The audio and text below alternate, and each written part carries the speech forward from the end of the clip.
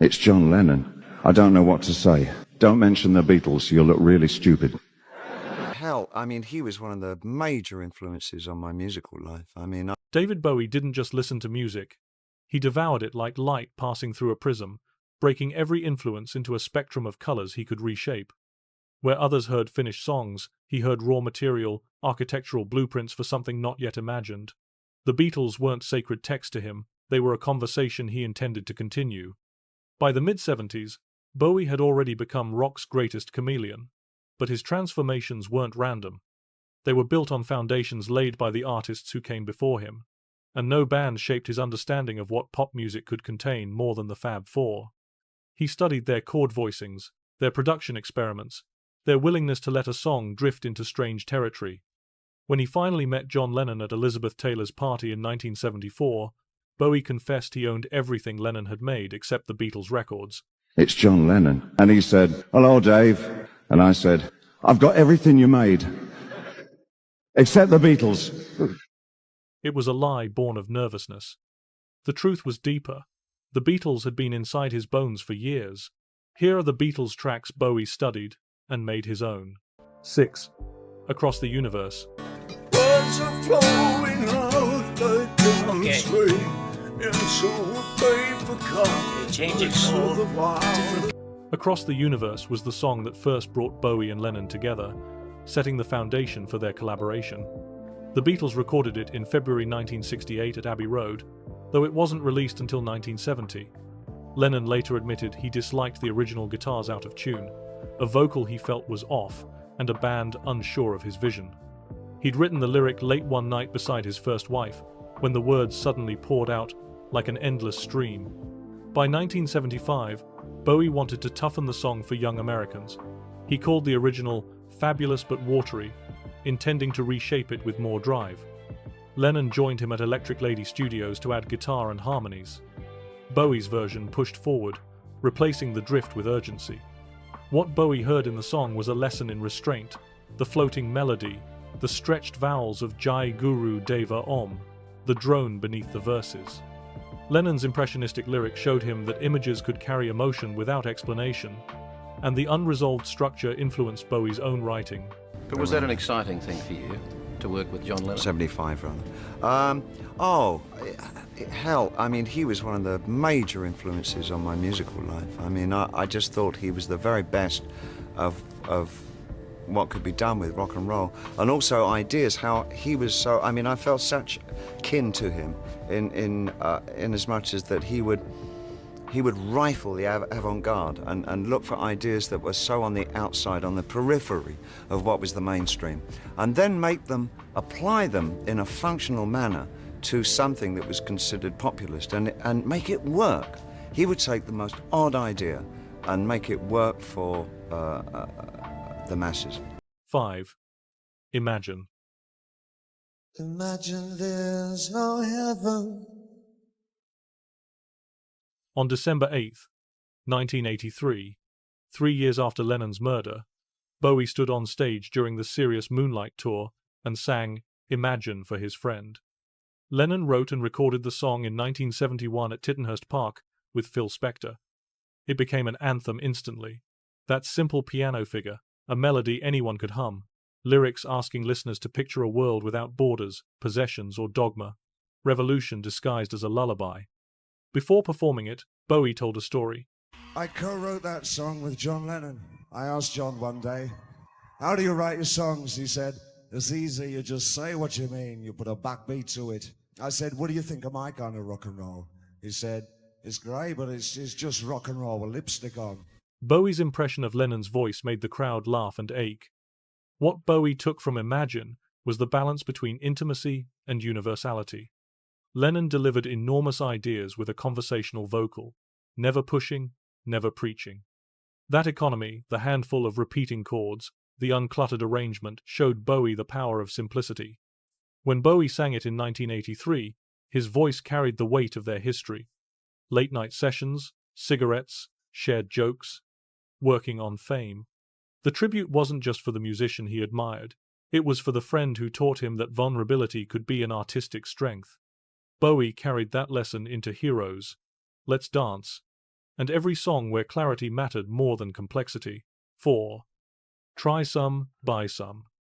I love this song so much. I hope I do it justice tonight. This one is written by George Harrison. It's called Try Some, Buy Some. We're back in time. Someone said try some. I tried some. George Harrison's Try Some, Buy Some reached Bowie late early 2000s but hit him harder than almost any Beatles-related song. Harrison originally wrote it for Ronnie Spector in 1971, drenched in slide guitar, strings, and Phil Spector's cathedral-like production. He recorded his own version in 1973, but it slipped through the cracks. Bowie called it totally neglected.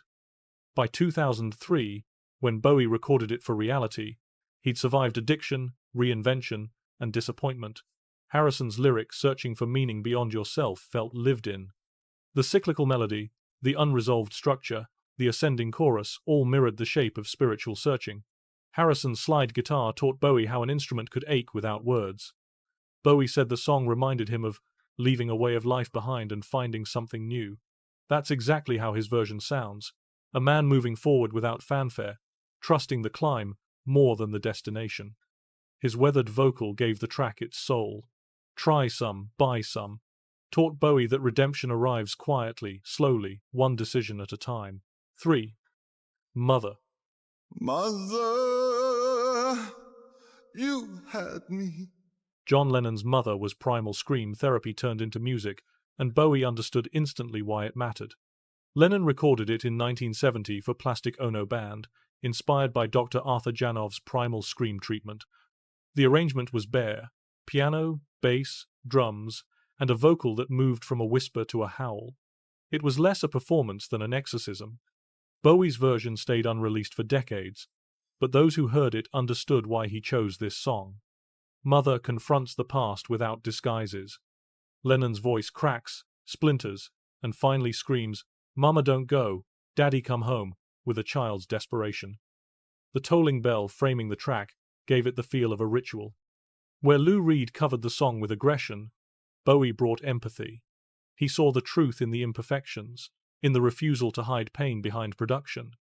That lesson echoed through his Berlin years, ashes to ashes, and every moment where he let the fractures in his voice become part of the story. 2. This Boy.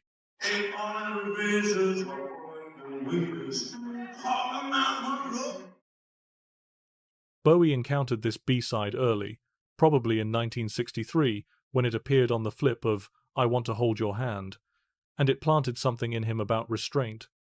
This Boy was recorded in October 1963 at EMI Studios on Abbey Road, with George Martin producing.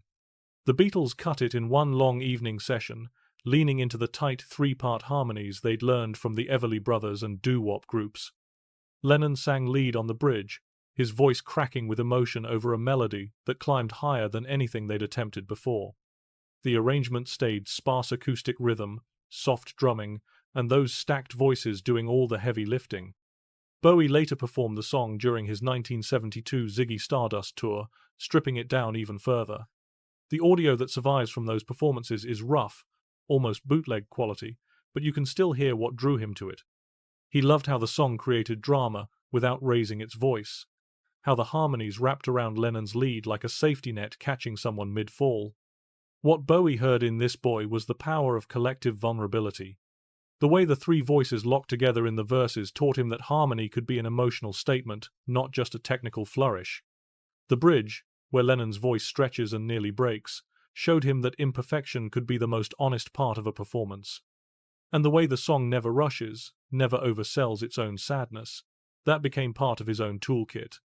Years later, when Bowie built the harmonies on Life on Mars, or let his voice waver on Wild is the Wind, you could hear echoes of this track. He'd learned that sometimes the most powerful thing a singer can do is let the fragility show through. This Boy taught him that lesson before he even knew he needed it. 1. Fame.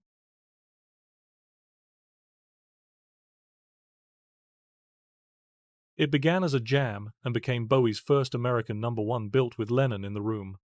In January 1975, during the Young American sessions at Electric Lady Studios, guitarist Carlos Alomar developed a funk riff meant for a cover.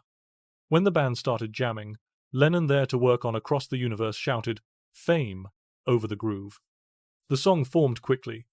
Bowie scribbled lyrics, inspired by a conversation with Lennon about how fame can devour you from the inside. Alomar and Lennon locked into interwoven guitar parts. Several instrumental lines were recorded, then reversed for the final mix. What Bowie learned from Lennon's spontaneous hook was honesty.